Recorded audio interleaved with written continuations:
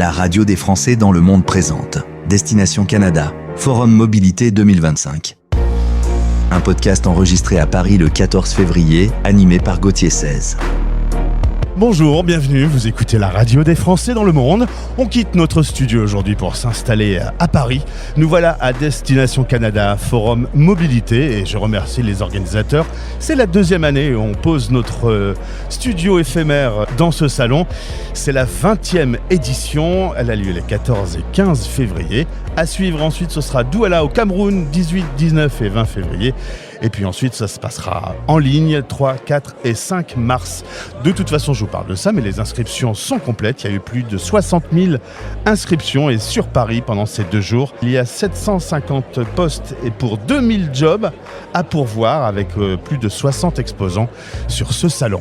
La radio des Français dans le monde est heureuse de vivre pour la 2e fois cette aventure et je remercie Steve Chassé, gestionnaire de l'unité promotion francophone à Paris. Steve, c'est toi qui ouvre le bal aujourd'hui au micro de la radio. Bonjour et bienvenue. Merci, bonjour Gauthier, ça fait vraiment plaisir d'être avec toi aujourd'hui pour cette entrevue. Donc ça me fait plaisir de prendre un peu de temps pour parler de l'événement, parler de l'édition Destination Canada Forum Mobilité. Tu es un petit nouveau, on va dire, à ce poste ouais. Depuis 6 mois. Je salue, j'embrasse Louise qui était au micro l'année passée et qui a pris de nouvelles fonctions aujourd'hui. Oui. Mais l'organisation de ce salon, c'est sous ta direction. Oui, depuis mon arrivée en fait sur Paris en septembre dernier, j'occupe les nouvelles fonctions de gestionnaire d'unité de la promotion francophone. Donc, notre mandat principal à l'ambassade du Canada, c'est de participer à des activités, soit de recrutement ou encore donner de l'information ou fournir de l'information au public sur les différentes possibilités qui s'offrent aux candidats à l'immigration, que ce soit les candidats à l'immigration temporaire pour vivre une courte expérience au Canada ou encore s'établir de manière plus permanente dans l'une des provinces ou territoires canadiens. Alors justement, s'installer de façon plus permanente, c'est avec une vraie stratégie de faire venir des Français, des francophones. Et vous voulez aussi faire vivre la francophonie à travers ces postes. Il faut des francophones. C'est exact. En fait, l'une des priorités du gouvernement du Canada, c'est d'attirer justement des talents, d'attirer des gens qui parlent le français ou aussi qui ont une base ou une bonne connaissance de l'anglais pour venir s'établir dans les provinces canadiennes qui sont majoritairement anglophones. La raison derrière tout ça, c'est que le Canada est un pays bilingue, donc on parle l'anglais, on parle le français, mais en termes de proportion au niveau des francophones, c'est plus au Québec où on trouve la majorité des francophones. Cependant, il existe des communautés francophones très dynamiques en situation minoritaire et qui sont réparties un peu partout à travers tout le reste du Canada. Donc, pour faire vivre justement ces communautés, pour qu'on puisse garder le fait français au Canada, nous sommes à la recherche de personnes qui sont francophones et autant que possible, bien entendu, qui sont en mesure de pouvoir se débrouiller un peu en anglais pour pouvoir assurer une meilleure intégration, surtout dans le marché du travail ou encore se trouver un logement, etc., etc. Alors, volonté que la langue française vive avec des quotas, 8,5% des nouveaux arrivants, eh bien, dans l'organisation, ils doivent être francophones. Exactement. Donc, chaque année, le gouvernement du Canada fixe des objectifs en termes de nombre à atteindre en termes de nouveaux résidents permanents au Canada. Le gouvernement du Canada a établi pour cette année, en fait, en 2025, le chiffre de 8,5% de francophones sur la masse, en fait, de nouveaux résidents permanents qui viendront s'établir en 2025, pardon. Et puis ma dernière question, est-ce que cette fascination du français pour le Canada reste toujours aussi vif? La relation entre la France avec le Canada, c'est sûr que c'est très fort. C'est une relation qui existe depuis très, très longtemps. Le fait de venir ici en présentiel pour parler des opportunités pour venir au Canada en tant qu'immigrant, soit temporaire ou permanent, c'est qu'on sait qu'il y a un engouement. On sait qu'il y a un intérêt de la part des Français. Aussi des gens qui habitent la France, qui ne sont pas nécessairement des citoyens français, mais qui ont, par exemple, un titre de séjour, mais qui visent peut-être à venir s'établir au Canada. Alors, ce genre d'événement-là, comme Destination Canada Forum Mobilité, c'est l'occasion unique, en fait, pour faire tout ce réseautage, en apprendre davantage. Souvent, c'est un peu méconnu. Hein? On entend souvent parler, bon, il y a le Québec, mais il y a aussi toutes les autres provinces où on peut en fait avoir plein d'opportunités intéressantes. Et il y en a pour tous les goûts aussi. Hein? On parle des grands espaces, si on pense au territoire du Nord, les territoires nordiques. Si on aime la montagne, on a les belles rocheuses canadiennes, par exemple, l'ouest du pays, les prairies qui sont à perte de vue, en fait, d'immenses territoires. Et ainsi que les maritimes, bon, l'Ontario, effectivement, les maritimes. Donc, il y en a vraiment pour tous les goûts. Ça dépend du climat, qu'est-ce qu'on préfère comme climat. Si on aime le froid, c'est sûr qu'on peut être attiré vers les territoires plus nordiques. Mais effectivement, oui, il existe je pense, un intérêt très fort de la part des citoyens français et pour l'immigration au Canada. C'est d'ailleurs ce qu'on va entendre dans ce podcast spécial sur la radio des Français dans le monde. C'est toute la diversité, toute la richesse qu'offre ce pays. Et les différents invités vont passer à partir de maintenant au micro pour se présenter. Merci Steve. Eh bien, ça m'a fait plaisir. Merci à vous. C'est super gentil. Et puis, bon salon, bon forum. Merci. Français dans le monde.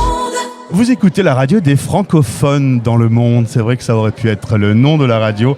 On va parler de la francophonie du Canada avec Kimberly Jean-Farin. Bonjour et bienvenue à notre micro. Bonjour et merci de m'avoir invité. Tu parles aujourd'hui en tant que directrice immigration de la Fédération des communautés francophones et acadiennes. Est-ce qu'on peut faire un peu d'histoire tous les deux ? Le Canada, ses provinces, ses territoires, on ne connaît pas tous en France, on n'a pas bien appris ça à l'école. Alors, est-ce que tu peux nous rappeler un peu comment est organisé le Canada ? Oui, en effet. Donc, au Canada, on a des provinces et des territoires. Et comme vous le savez peut-être, on est un pays bilingue. Et oui, en effet, il y a des francophones qui habitent partout au pays. Donc, on a des communautés francophones vibrantes et accueillantes d'un océan à l'autre. Alors que ce soit dans les prairies, que ce soit en Atlantique, en Ontario ou même dans le Grand Nord canadien, on arrive à trouver des communautés francophones. Alors, évidemment, on quitte le Québec aujourd'hui parce que c'est une zone où on va souvent. On parle de Québec, de Montréal. Donne-moi 3-4 autres grandes villes que l'on va connaître et dans laquelle il y a une vraie vie francophone. Oui, alors la francophonie hors Québec, c'est 2,8 millions de francophones. Donc, on est un peu éparpillés partout, mais on est partout justement d'un océan à l'autre. Par où commencer? J'adore les provinces de l'Atlantique, c'est magnifique. Alors, on a des villes comme Moncton, on a Saint-Jean. Si on va au niveau des prairies et de la Colombie-Britannique, on a une super belle communauté francophone à Vancouver, mais également au nord de la province. On a une belle communauté francophone au Yukon, au Nunavut, bien sûr l'Est et le Nord de l'Ontario avec des villes comme Sudbury, des villes de plus petite taille comme Hawkesbury et bien sûr Ottawa, Calgary, Winnipeg. Vraiment, les communautés francophones, on est vraiment partout. Et alors justement, cette immigration vient renforcer la francophonie. L'idée, c'est de recruter et de renforcer cette communauté pour la faire vivre. Oui, justement, un aspect très intéressant des communautés francophones et acadiennes, c'est cette ouverture envers l'immigration. Donc, les communautés francophones et acadiennes cherchent activement à attirer des personnes immigrantes francophones qui veulent venir s'y installer pour faire communauté ensemble. Donc, on a des francophones qui eux-mêmes sont de première ou de deuxième ou de plusieurs générations. On a des francophones qui, ça fait quelques années ou même quelques mois seulement, mais ensemble, on veut faire société, on veut créer des communautés vibrantes où on a la chance de parler en français, d'envoyer nos enfants à l'école en français, de faire du théâtre en français, du sport, de recevoir des soins de santé en français. Donc, l'immigration va vraiment jouer un rôle crucial dans la vitalité des communautés francophones, mais c'est toujours dans une perspective de cohésion communautaire et de faire société ensemble. Évidemment, il faut savoir aussi du coup parler anglais. En effet. Donc, les communautés francophones et acadiennes à l'extérieur du Québec, on est en situation minoritaire.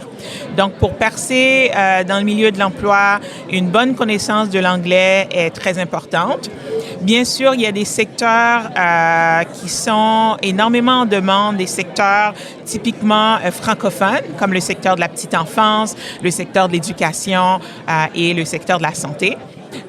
Mais en effet, j'encourage tous ceux et celles qui souhaitent venir s'installer à l'extérieur du Québec, au Canada, de développer du mieux que possible leur niveau d'anglais.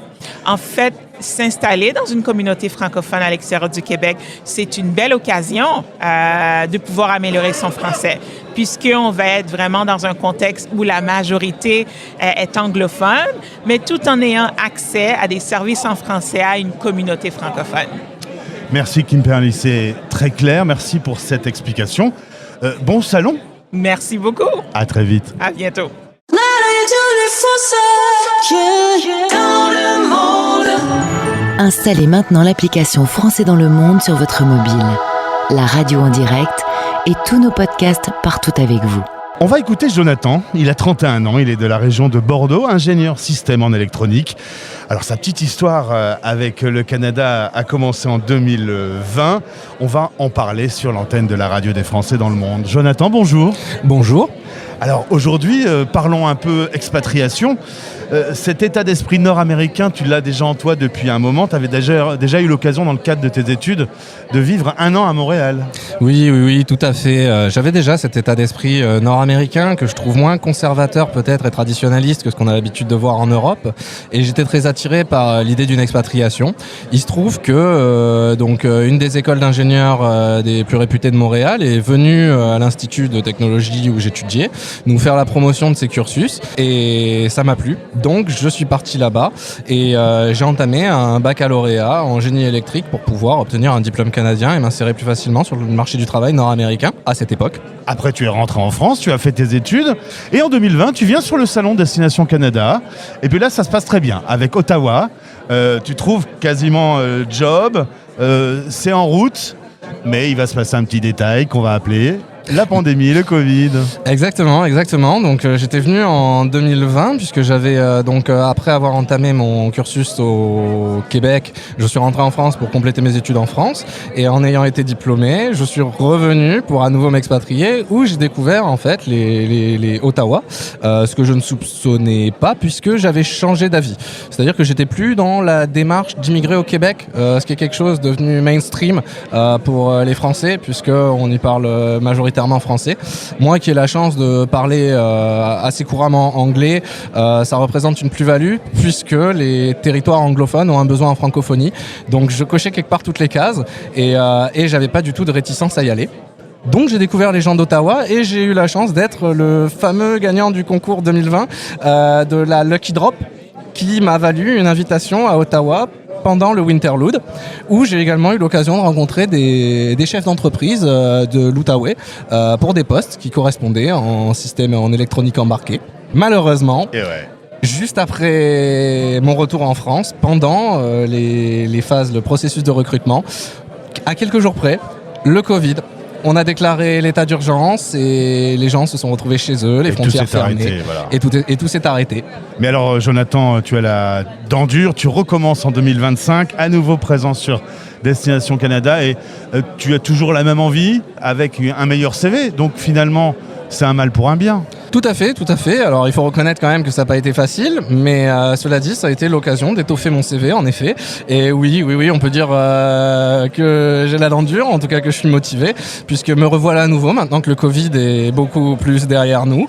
Et en effet, j'ai toujours cette idée d'expatriation dans un pays du Canada, dans une province du Canada anglophone, et non pas au Québec, comme la plupart des Français auraient l'habitude d'y penser. Puisque je pense que c'est un facteur différenciant, justement, d'être francophone. Et résultat, ce salon aujourd'hui, c'est le débat, c'est le début d'une nouvelle vie. Quelque part, j'espère. C'est ce que Il y j'espère. a des choses un peu en vue, c'est un peu précis dans ta tête ou tu restes très ouvert? Je suis venu en fait avec une idée très précise. C'est-à-dire que j'étais venu dans 3 objectifs. Le premier était de confirmer la stratégie que j'avais d'immigration. Pour cela, j'avais besoin des conseils plus aiguisés de la part du gouvernement canadien qui est présent sur le salon.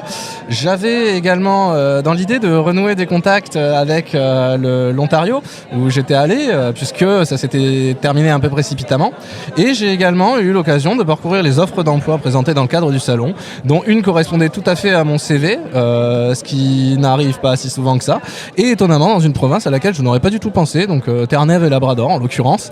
Et donc je suis allé les voir et je suis venu avec ces 3 objectifs en tête, une idée assez précise, mais vous voyez, ça fait une matinée que je suis là. Ça peut changer, ça peut s'ouvrir. Exactement. Déjà, je profite du salon pour redécouvrir, en fait, redéfinir ce qui peut m'être offert. Je sens que tu vas potasser quelques documentaires sur YouTube sur cette nouvelle province qui n'était pas sur ta liste de courses. J'ai déjà commencé. Je ne suis pas surpris. Bon, Jonathan, résultat dans quelques mois, parce que ça prend un peu de temps. Tout à fait. On va sans doute se retrouver. Tu me rappelleras quand tu seras installé avec ton nouveau job et ton nouveau chez toi. Mais alors, avec grand plaisir, vous serez une des premières personnes que j'appellerai sur le territoire, alors. C'est noté, rendez-vous pris. Merci Jonathan, et bonne aventure à toi. Merci à vous. En ce moment sur françaisdanslemonde.fr, écoutez les podcasts qui nous ont le plus inspirés en 2024. Voyagez aux 4 coins du monde avec des Français qui racontent les belles histoires sur la mobilité internationale. Français dans le monde. Une habituée sur l'antenne de la radio des Français dans le monde, Julie Meunier, cofondatrice de pvtiste.net. Je salue Mathieu, l'autre fondateur, c'est bien d'en parler aussi. Julie, bienvenue. Merci. Alors, on va faire un exercice. Depuis quelques années, on rappelle aux auditeurs ce qu'est le PVT, mais c'est bien de faire les fondamentaux pour commencer. Alors oui, le PVT, c'est le programme Vacances-Travail. C'est un programme qui a été mis en place par le ministère de l'Europe et des Affaires étrangères pour permettre aux Français qui ont entre 18 et 30 ans ou 18 et 35 ans, ça dépend des destinations, de partir à l'étranger dans des pays hors Union européenne, là où c'est normalement difficile d'aller travailler, d'avoir accès à un visa de travail d'une durée maximale d'1 an, et au Canada c'est 2 ans, pour faire un peu ce qu'on veut. On peut voyager, on peut travailler, on peut mixer un petit peu les deux. Donc c'est un peu l'occasion d'avoir quartier libre dans un pays assez lointain. Et avec des facilités sur les démarches administratives notamment. C'est ça, globalement, c'est assez facile de faire une demande de PVT. On va y revenir pour le Canada. Quand je dis facile, c'est si on oublie un peu les tirages au sort. Mais en soi, la demande de PVT n'est pas compliquée. Alors, petit point sur 2025, des nouveaux pays ? Pas de nouveaux pays, non. Des pays en moins ? Pas de pays en moins. Bon, il y a eu, oui, effectivement, depuis quelques années, le PVT Russie qui a été suspendu, on sait pourquoi. Peut-être qu'il reviendra un jour, mais sinon, depuis le PVT Équateur, il y a maintenant 2 ans et demi, il n'y a plus rien eu. Et alors, quel est le PVT qui attire le plus les jeunes Français ?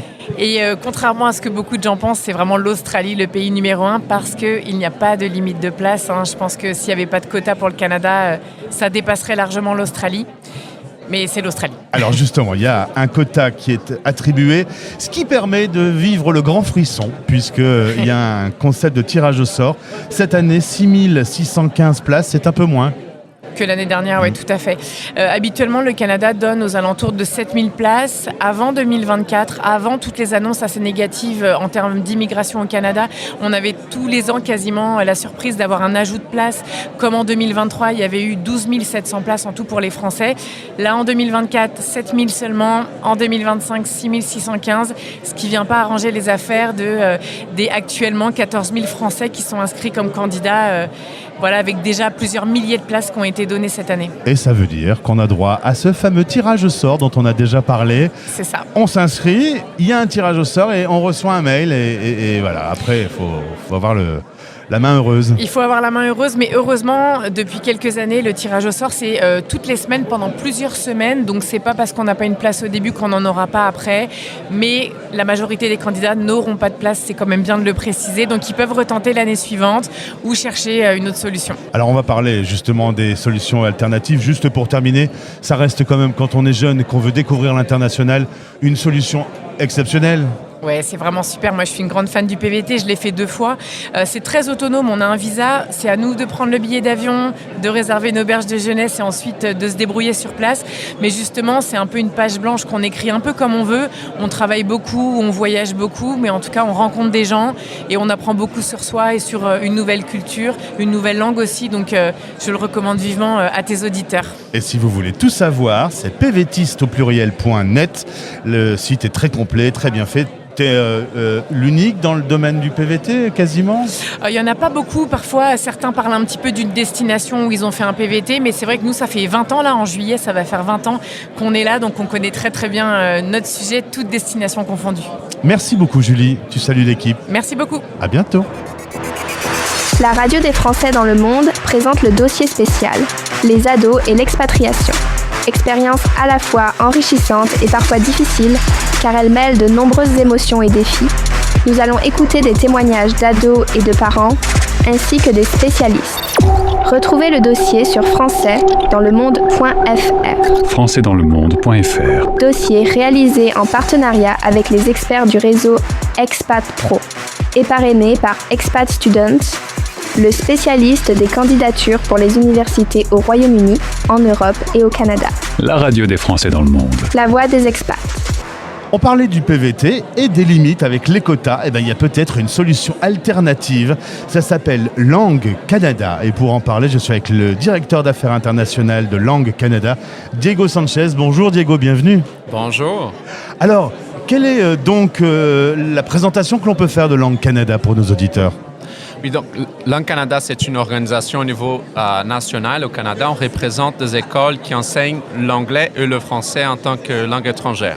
Donc, on attire 120 000 étudiants internationaux à chaque année, dont à peu près 2500 Français qui viennent évidemment pour apprendre l'anglais.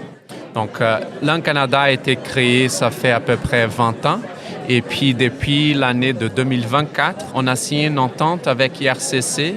Et c'est par rapport au programme PVT, le fameux PVT qui est très cherché par les Français. Alors, ça vient en complément. Là, quand on ne réussit pas le tirage au sort, par exemple, on peut se tourner vers Langue Canada. Les mêmes critères d'âge, à peu près la même procédure. Ouais. Simplement, là, il va y avoir en plus l'enseignement de l'anglais une fois qu'on sera sur place. C'est vrai, oui. Donc, IRCC, donc le gouvernement du Canada, nous a accordé un quota à nous. Et ça nous permet à nous de faire des nominations des jeunes Français. Ça veut dire qu'en gros, ils vont dépasser le tirage au sort. Donc, ils n'ont pas à attendre qu'ils soient tirés au sort, évidemment, au hasard. Donc, nous, on peut nominer et puis 10 jours après la nomination, ils ont l'invitation pour appliquer pour le permis de travail, le fameux PVT. Là, ils vont passer évidemment à toutes les démarches, comme n'importe qui. Donc, la décision finale, c'est au gouvernement du Canada, mais 99% des Français, d'habitude, vont réussir avec leur demande de PVT. Par contre, ce que nous proposons, c'est exactement ce dont tu viens de parler, c'est le cours intensif d'anglais. Donc, oui, le Canada est bilingue, on a des provinces qui parlent strictement le français, mais c'est très important de parler anglais pour mieux s'intégrer au marché de travail et puis aussi pour gagner plus d'argent. J'ai dit à tout le monde, si on parle anglais, on va gagner à peu près 20-25% de plus. Donc, parler anglais, c'est très important. Et c'est ça que nos membres vont offrir aux jeunes Français qui passent à travers nous. Au moins 12 semaines d'anglais. C'est un cours intensif, à peu près 25 heures par semaine. Donc, mais là, ils peuvent aller n'importe où ils veulent. Donc, au Canada, oui, ça se peut qu'ils vont suivre un cours à Toronto. Mais puis après les 3 mois, ils vont passer à Vancouver ou à Montréal. Ils sont libres à bouger.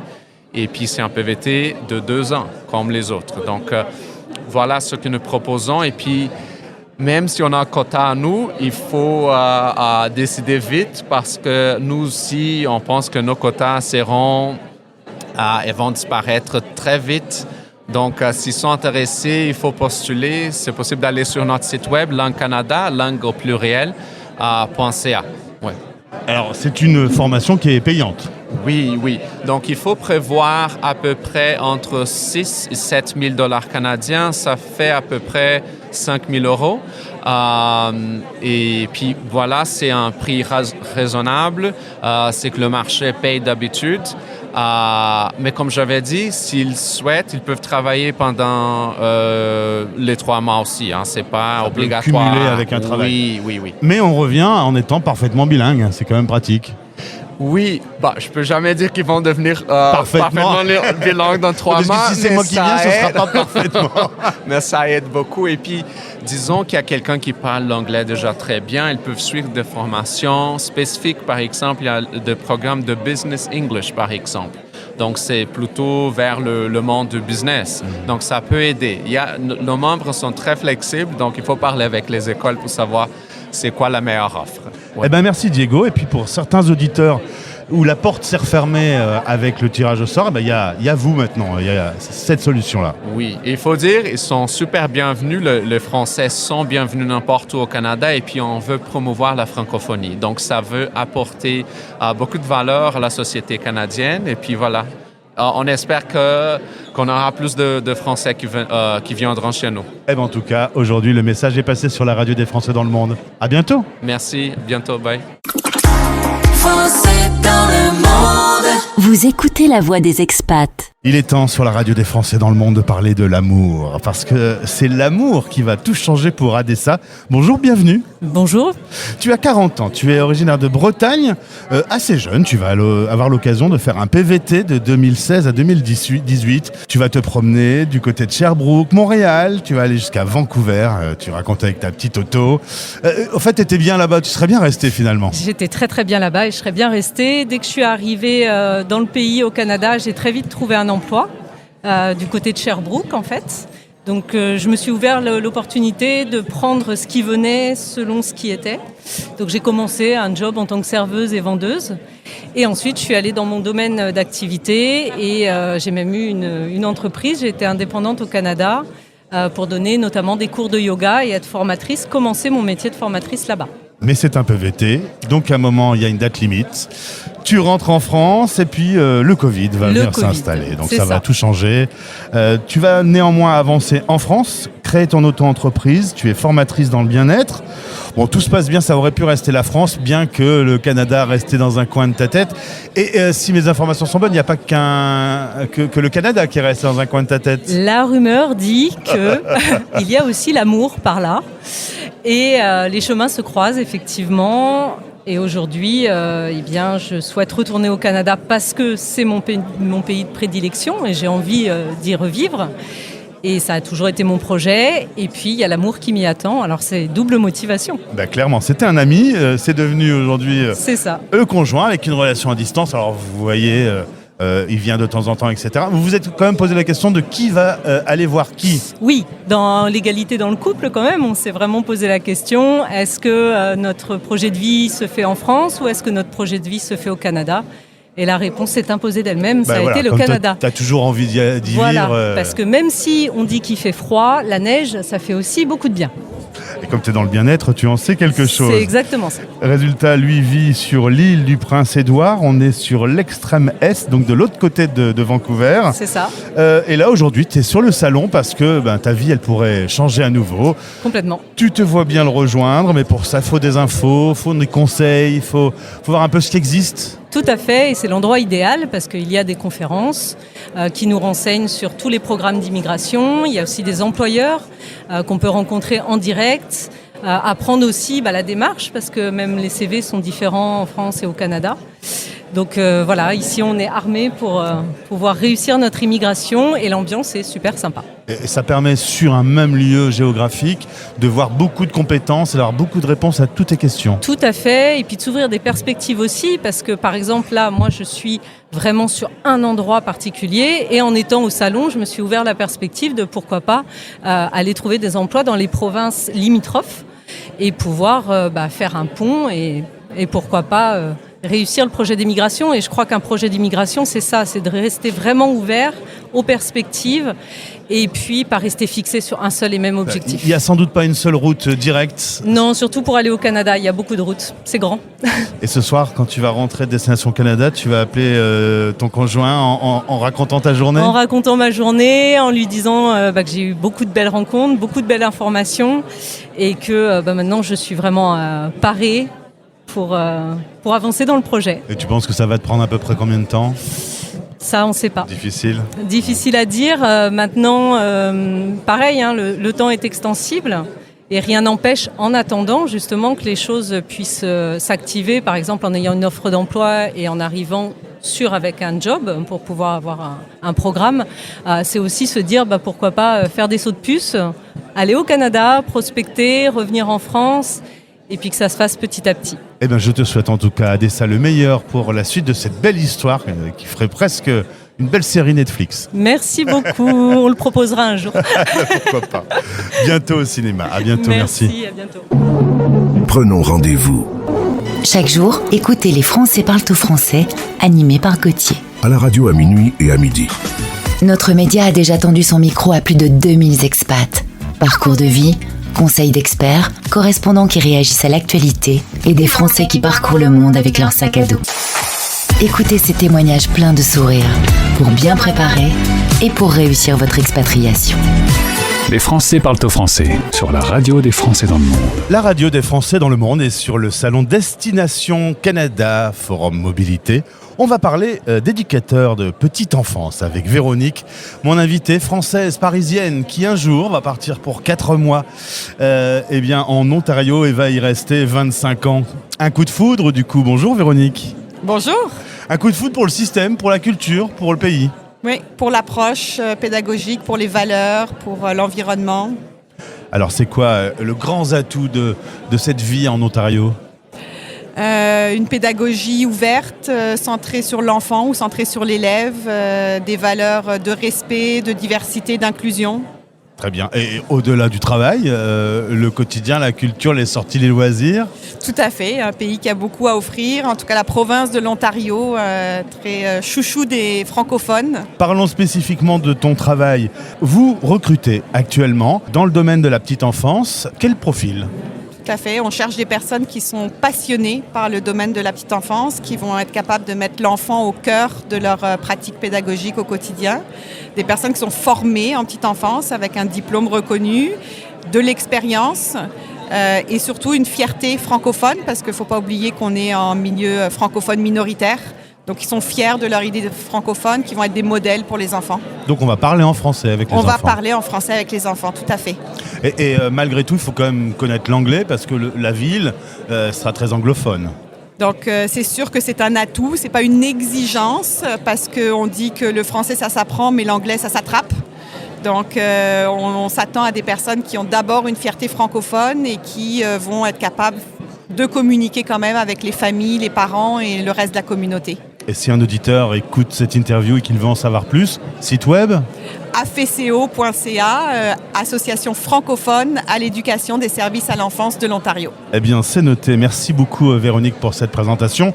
25 ans là-bas, ça veut dire qu'on oublie Paris ? Pas de retour. Pas de retour, c'est ferme. C'est sûr. Merci, bonne journée. Français dans le monde. La radio au service de ceux qui se préparent, qui vivent ou qui rentrent de mobilité internationale. Venez, chers auditeurs, je vous emmène au pays du soleil de minuit. Nous voilà dans l'un des 3 territoires du Canada. Nous sommes au Yukon. On dit Yukon en français, on dit Yukon en anglais. Bon, Yukon, c'est bien. Bonjour Jocelyne. Bonjour. Est-ce que je peux te demander que tu présentes rapidement qui tu es ? Oui, bien sûr. Alors, moi, je suis née au Québec.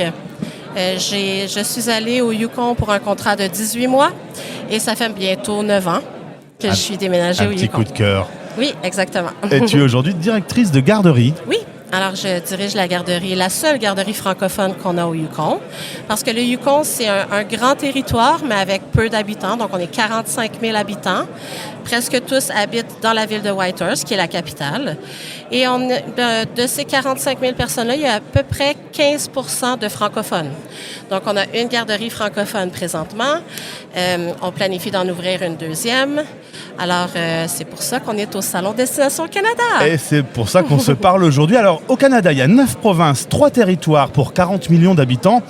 Pour ma culture générale et peut-être pour un certain nombre d'auditeurs, la différence entre les provinces et les territoires? Alors, les provinces ont un gouvernement provincial. Les territoires sont gouvernés par le gouvernement fédéral. Ils n'ont pas un propre gouvernement. Et c'est sans doute souvent des zones moins habitées? Oui, tout à fait. Alors, si on arrive au Yukon, on n'est pas très loin de l'Alaska. C'est peut-être pour ça que c'est le pays du soleil de minuit, parce que y a des jours, des périodes dans l'année où le soleil est toujours là. Ouais, jusqu'au solstice d'été, en fait, le soleil ne se couche presque jamais. Donc, la nuit, il ne fait jamais complètement noir. Donc, il fait un peu plus sombre, mais c'est toujours lumineux. Tandis que l'hiver, par contre, on a moins de soleil. Les périodes d'ensoleillement sont plus courtes. Et Jocelyne, on doit te le dire souvent, le Canada, il fait froid. Oui, il fait froid. Et au Yukon, alors? Au Yukon, l'été, la moyenne est entre 15 et 25 degrés Celsius. L'hiver, la moyenne, c'est entre moins 10 et moins 25, mais il y a certaines semaines, certaines périodes où on peut aller jusqu'à moins 40. D'accord, bon. Mais après, bien habillé, avec des gants, tout va bien. Par contre, on peut passer un peu de temps le matin pour déneiger. Tout à fait. Mais étonnamment, en ville, on n'a pas tant de neige que ça. Moi, je viens du Québec. Il y a beaucoup plus de neige au Québec qu'au Yukon. Et aussi, c'est une image qu'on a, mais les gens qui n'aiment pas trop la chaleur, c'est vraiment idéal. Ce qui est bien, c'est qu'au soleil, il fait chaud et à l'ombre, on est très bien. Alors souvent, dans les endroits où il fait un peu plus froid, on sait faire la fête. Est-ce que c'est le cas du Yukon? C'est le cas du Yukon, en effet. En l'occurrence, qu'est-ce qu'on va pouvoir faire dans ces loisirs? Il y a du sport, C'est vraiment l'endroit idéal pour les gens qui aiment les sports de plein air, les aventures, la marche, les randonnées. Parce que c'est des grands espaces, beaucoup de montagnes, de lacs. Donc, le camping, le plein air, c'est vraiment l'endroit idéal pour ça. Jocelyne, je vais m'asseoir à table et je voudrais que tu me serves une bonne boisson et un bon plat. Fais-moi une petite sélection. OK. Alors, un bon plat, je te suggère un steak de wapiti ou un steak de bison ou même un filet de saumon parce qu'on a le saumon qui est très populaire au Yukon. Pour la boisson, mais c'est un peu comme ici. Il n'y a pas de boisson spéciale là-bas. Très bien. Et on accompagne ça avec quoi, la viande? Avec des frites? On peut, ou sinon les pommes de terre en purée. Bon, j'avoue que là, à ce moment précis du salon, j'ai un peu faim. Jocelyne, merci beaucoup. Vous écoutez le podcast spécial Destination Canada, Forum Mobilité 2025. Un podcast enregistré à Paris le 14 février pour la radio des Français dans le monde. Venez avec moi, on part dans la région du Nouveau-Brunswick. Nous sommes évidemment avec Marie-Joëlle Bergeron pour parler des enseignants de la petite enfance. C'est un sujet important. Bonjour Marie-Joëlle. Bonjour. Merci d'être avec nous sur la radio des Français dans le monde. Un petit mot de présentation pour cette province, le Nouveau-Brunswick. Resitue-le-moi et donne-moi quelques informations. Oui, avec plaisir. Donc, le Nouveau-Brunswick, c'est la province à l'est de la province du Québec. Donc, c'est vraiment la porte d'entrée vers les provinces atlantiques. On partage nos frontières avec l'État du Maine aux États-Unis, le Québec et la Nouvelle-Écosse tout au sud. Donc, on est vraiment sur le bord de la mer avec nos 3 littoraux. Donc, on a toute une culture aussi très maritime. Et c'est la seule province où le gouvernement est bilingue. Oui, en fait, c'est vrai. On est la seule province officiellement bilingue du pays, ce qui fait en fait qu'on a 2 langues officielles et à l'intérieur de nos programmes d'éducation, donc on a un secteur d'éducation en français, un secteur d'éducation en anglais. Même chose pour les services de la santé. Donc, le bilinguisme est surtout un bilinguisme institutionnel. mais nous sommes effectivement 70% de la population parle l'anglais, 30% parle le français, on a environ 50% là, qui peut s'exprimer dans les deux langues. Alors justement, on va s'arrêter sur le système scolaire. Il y a des différences pédagogiques, il y a plusieurs systèmes qui cohabitent. Oui, tout à fait. En fait, ce qui nous démarque à l'international, c'est vraiment l'inclusion scolaire, le fait que tous les élèves sont au centre de la même classe. En fait, tous nos élèves ont droit à la même éducation.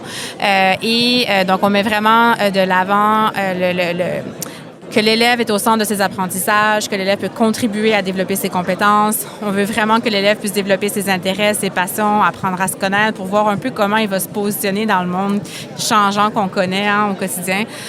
Donc, on est vraiment dans une approche humaine, citoyenne, où l'élève peut vraiment apprendre à devenir un futur citoyen, finalement. Tu veux dire qu'un enseignant en France, s'il se retrouve chez toi, il va devoir repenser un peu son mindset? Effectivement, bon point. L'enseignant joue plus un rôle d'accompagnateur des apprentissages que d'un enseignement magistral où est-ce que le contenu est vraiment beaucoup plus directif. On est vraiment dans une approche où est-ce qu'on veut développer les compétences des enfants qui puissent se rattacher à du concret, à du tangible, à du pratique. Donc, l'enseignant va plutôt être là pour accompagner les élèves oui, que d'être plutôt magistral. Et Marie-Joëlle, si vous êtes aujourd'hui présent à Destination Canada, c'est que vous avez des besoins de recrutement. Effectivement. Vu la dualité linguistique, on a des écoles donc, de langue française et des écoles de langue anglaise qui offrent un programme d'immersion française. Donc, les deux offrent des postes comme professeur, comme enseignant de français. Donc, des matières en français, non pas juste du français comme tel. Donc, dans nos écoles francophones, on cherche des enseignants du primaire et du secondaire. Et dans nos écoles d'immersion française aussi, à l'intérieur des écoles anglophones, on cherche aussi des enseignants pour nos cours de français. On a des auditeurs qui sont peut-être en train de débuter une nouvelle vie, alors en vous contactant. Ben oui, je le souhaite bien. Donc, en allant voir sur le site du gouvernement du Nouveau-Brunswick, vous allez trouver toute l'information pour nous rejoindre. Sachant que c'est aussi une formation réglementée, une profession réglementée, donc il faudra certainement faire reconnaître ses acquis pour avoir la certification d'enseignement. Avoir une équivalence par rapport à ces diplômes français. L'équivalence ici, c'est le Master MEF2, qui est reconnu là au Nouveau-Brunswick. Donc, les enseignants qui nous écoutent, qui ont un Master MEF2 avec une licence en matière enseignée, on a bien envie de voir votre profil arrivé au Nouveau-Brunswick. Eh bien, merci beaucoup et merci pour ta passion. Tu vis ça passionnément. Un grand merci. Françaisdanslemonde.fr. La première plateforme multimédia d'aide à la mobilité internationale. Écoutez des podcasts inspirants, trouvez toute l'info des expats et entrez dans le club des partenaires, un réseau à votre disposition pour mieux vivre votre expatriation. Françaisdanslemonde.fr. C'est le moment d'un petit voyage en Italie. On va aller dans la région de Naples et puis on va se promener pour faire une grande boucle et finalement revenir au salon Destination Canada. Bonjour Francesco. Bonjour. Enchanté, donc on l'entend, tu as un prénom et un petit accent italien. À l'époque tu vis en France et tu viens sur le salon Destination Canada. On est en quelle année ? On est en novembre 2018. Et aujourd'hui, tu es exposant sur le salon. Exactement. Mais qu'est-ce qui s'est passé ? J'étais recruté en 2018 via le programme Initiative stratégique du gouvernement du Nouveau-Brunswick. Pourquoi le Nouveau-Brunswick ? Car c'est l'unique province qui est officiellement bilingue dans tout le Canada. J'étais tombé en amour après une présentation avec cette province et ensuite j'ai fait toutes mes recherches et j'ai commencé ma démarche en immigration. Et ensuite, le destin fait que la personne m'avait recruté en 2018 à Destination Canada. Aujourd'hui, elle est devenue ma directrice. C'est génial. Et aujourd'hui, nous partageons le stand. Donc, c'est la première fois que nous le faisons ensemble, mais ça nous fait rigoler tous les deux, car c'est elle qui m'a recruté. Aujourd'hui, on est ensemble dans le même stand. Alors, tu quittes l'Europe et tu vis bien loin de l'Italie et de la France aussi. Comme tu connais les deux continents, qu'est-ce qui est le plus grand avantage du Canada ? L'accueil des gens, la liberté d'être comme tu es et également les espaces. Le fait de pouvoir s'isoler, le fait de pouvoir quitter le travail à l'heure et de pouvoir avoir une vie après le travail. C'est vrai que la relation au travail est très différente. Oui, nous travaillons, si je prends mon exemple, de 8h15 à 4h30.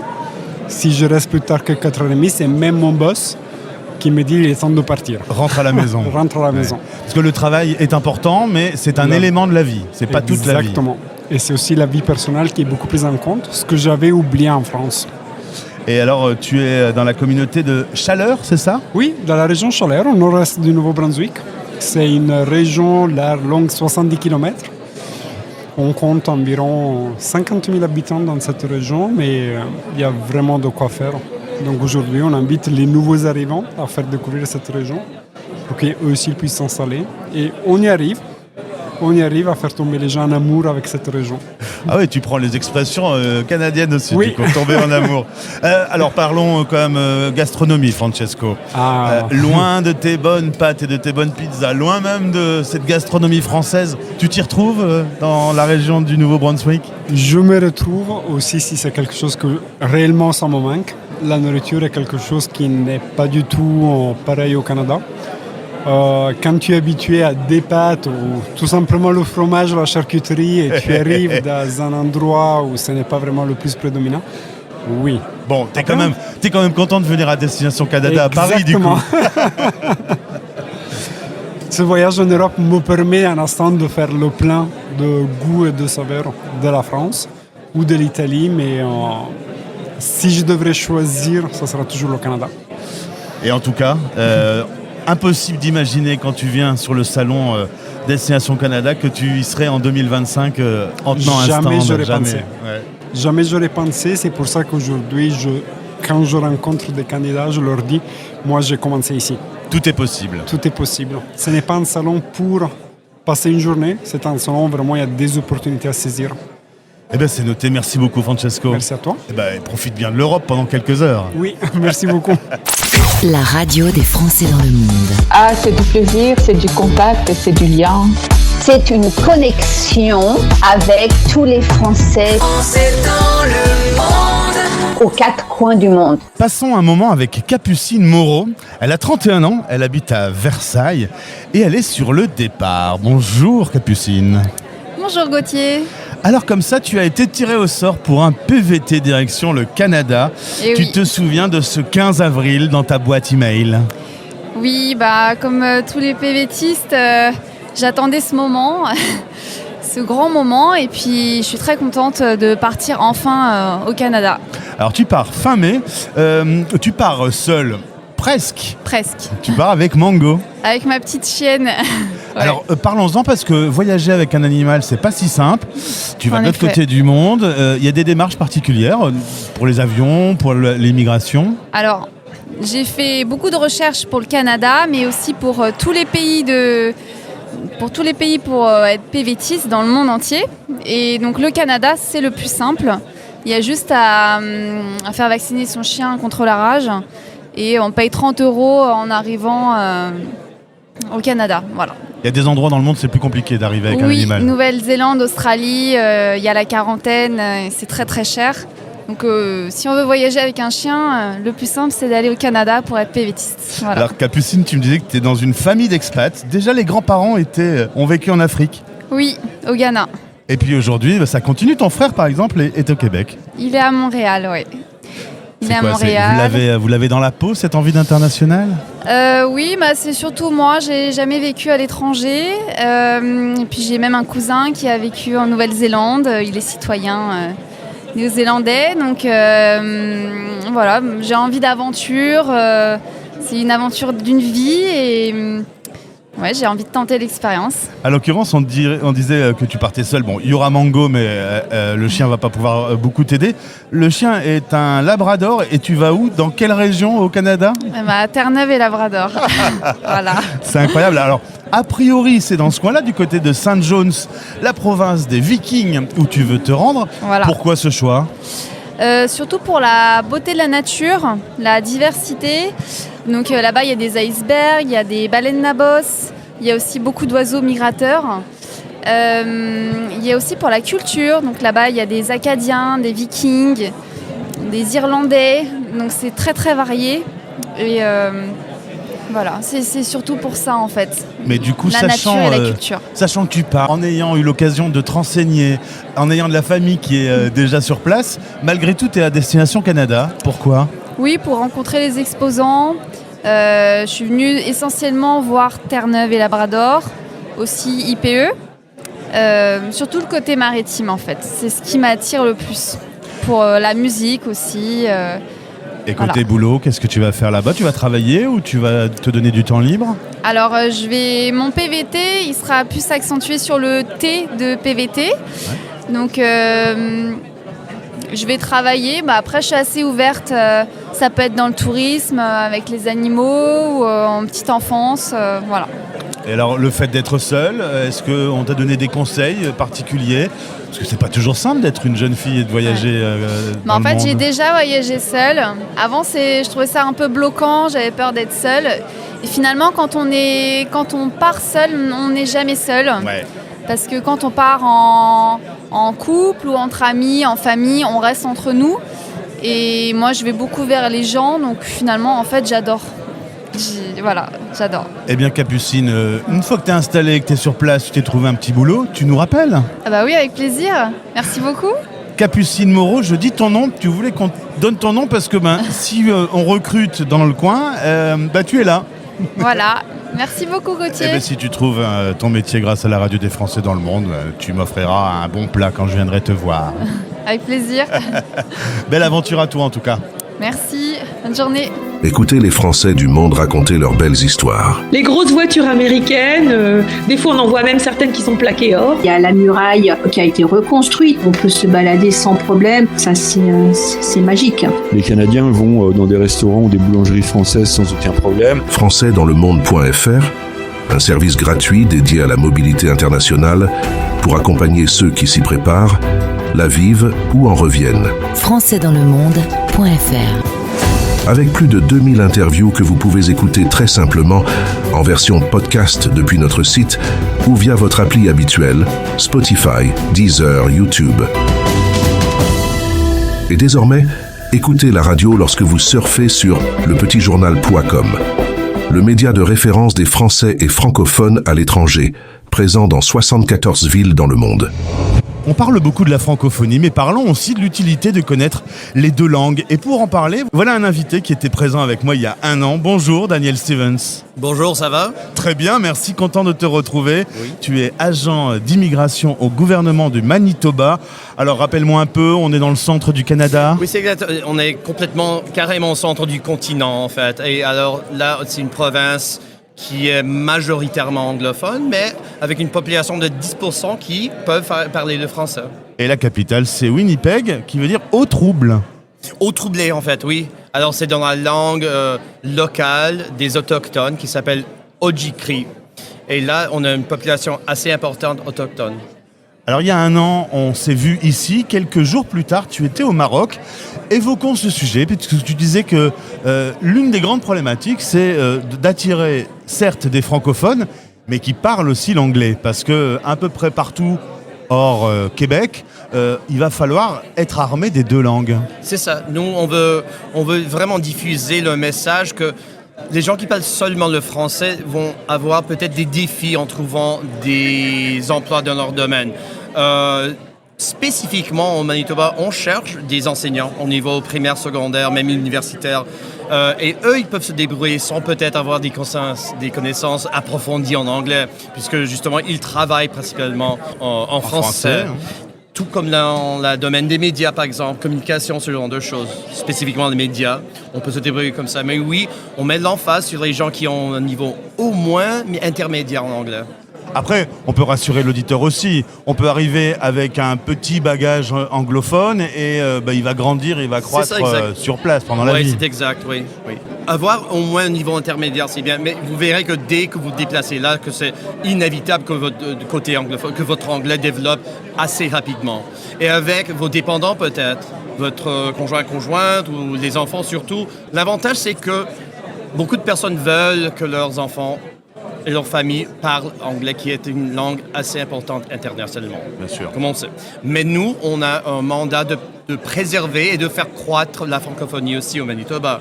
Alors d'un côté, nous disons, oui, nous encourageons les gens bilingues aussi, puisqu'il y a toute une vie que tu peux avoir en français. Le côté social, par exemple, ce genre de choses. Merci d'avoir donné cette précision qui est quand même importante. Hein. Merci beaucoup. Merci, à l'année prochaine. Peut-être, on se reverra. Merci. La voix des experts. Vous Vous écoutez la radio des Français dans le monde. C'est l'histoire d'une success story. Voici Pascal, originaire de la vallée du Rhône. En 2017, il voit une annonce de recrutement. Il vient au salon. On lui donne une casquette en lui disant « T'es embauché ». Aujourd'hui, il vit sur l'île du Prince-Édouard. Bonjour Pascal. Bonjour. Bon, t'es d'accord avec moi que quand t'es venu en 2017 à ce salon, tu savais pas que ça changerait ta vie ? Absolument. Je n'avais aucune idée ni de ce que c'était, ni de comment ça allait se terminer. Et t'es même venu avec les pétoches parce que l'entretien s'est passé en anglais et t'étais pas balèze en anglais. Pas du tout. J'ai regardé sur YouTube des vidéos la veille de job interview pour mémoriser phonétiquement les questions. Alors toi tu es transporteur, tu viens parce qu'une petite annonce de Bulk Carriers t'intéresse et l'entretien va finalement très très bien se passer. Tu te souviens de Mike, du coup, qui est ton recruteur à ce moment-là. Tout à fait. Et qu'est-ce que c'est que cette histoire de casquette ? Quand on est embauché, on a directement une casquette en cadeau. C'est ça. Il me demande, on discute presque 20-25 minutes. Il me demande un peu tout ce que j'ai fait, tout ça. Et à la fin, il me regarde, il me met la casquette sur la tête et il me dit « Félicitations, t'es embauché ». Eh ben, quelle histoire. En France, il y a une famille, ta femme, 3 enfants. 2 vont venir parce que le 3e, il a déjà commencé sa vie ici, donc. C'est ça. Mais donc se réinventer, se mettre à l'anglais, vendre tout en France, tout acheter là-bas, c'est quand même changer de vie. Complètement. Donc on arrive à l'aéroport avec une valise et on dit voilà, on recommence. Alors tout va très très bien se passer, tu vas te promener sur les routes du Canada et des États-Unis, c'est la zone que ta société couvre. Tu dois voir de beaux paysages quand même au quotidien. Oui, tout à fait. Le premier tour, arrivé dans New York, où on regarde, on a les yeux d'un gamin, parce qu'on regarde ça, on a vu la télé dans les séries, on regarde les noms des villes, c'est pareil. C'est ça. Et si on s'arrête juste sur l'île du Prince-Édouard, c'est comment ? Ça ressemble à quoi pour un Français qui nous écoute là ? L'île du Prince-Édouard, c'est... Alors, quand on me demande où c'est que je vis, j'ai l'habitude de dire j'habite en vacances. Ah ouais, pas mal. C'est une belle accroche. De partout où tu es sur l'île du Prince-Édouard, moins de 15 minutes d'une plage. Sympa. Avec les plages de sable rouge, un climat qui est... je ne vais pas dire qu'il fait 25 degrés l'hiver, ça serait pas vrai, mais qui est vraiment très soutenable. Et des gens qui sont très très sympathiques. Et Pascal, pour boucler l'histoire, en 2022 tu deviens formateur, en 2024 tu deviens superviseur, et en 2025 on est sur le salon Destination Canada et tu es de l'autre côté de la table. C'est ça. C'est toi qui recrutes désormais. C'est ça. Donc ce que je mentionne, 2017 j'étais là en train de errer parmi les stands essayant de trouver là où je devais aller. Et maintenant je recrute les candidats. Les prochains candidats. Voilà.